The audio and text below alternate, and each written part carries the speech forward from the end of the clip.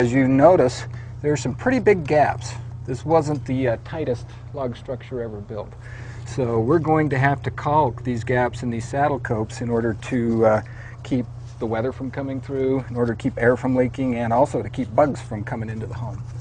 So this is a relatively easy process. I typically do this with the yellow open cell type foam because it conforms to the various widths a little bit better.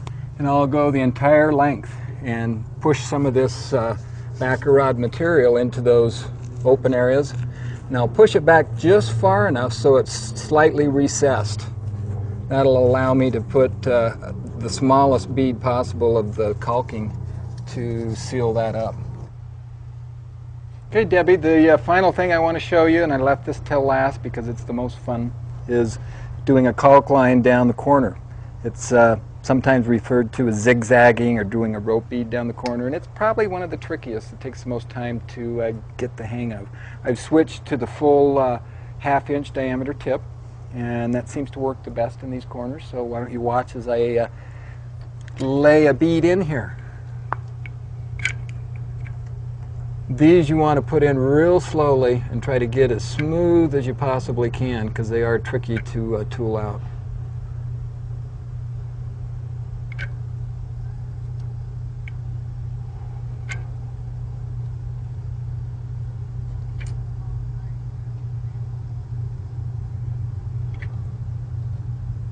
And I'd highly suggest only doing 1 or 2 logs at a time, especially when you're starting, because it does take a little bit of time to get the feel for this.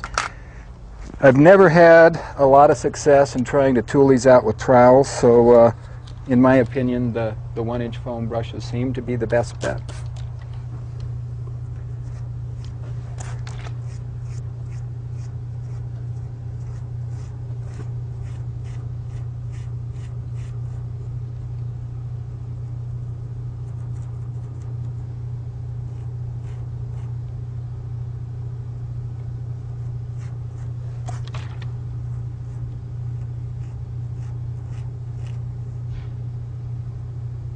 It's usually best to wait if you've got horizontal lines coming in until the horizontal lines set up. That way you can press hard against those lines and not have to worry about messing them up. These are still pretty fresh, so I have to be real careful in how they join.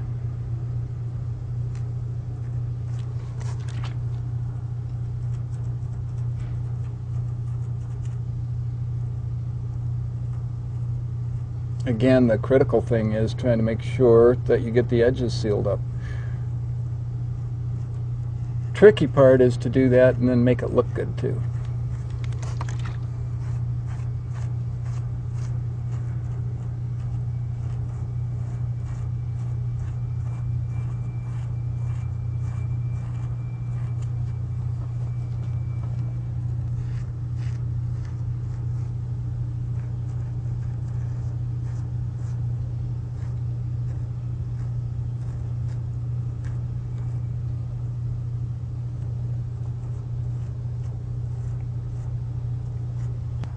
So that gives us a total of about 18 inches that I was able to lay in there at a time.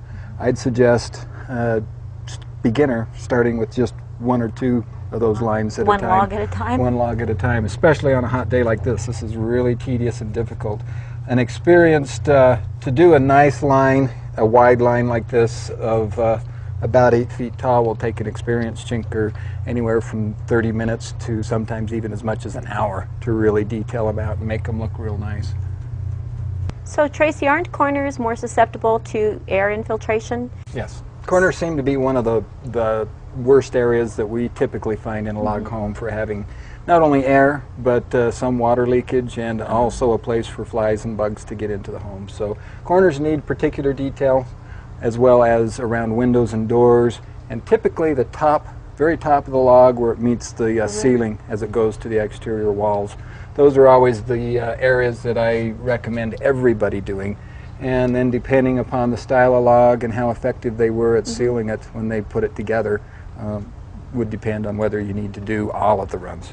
So sometimes people do just opt for those certain locations, but not between the logs? Yes. Okay. Yes.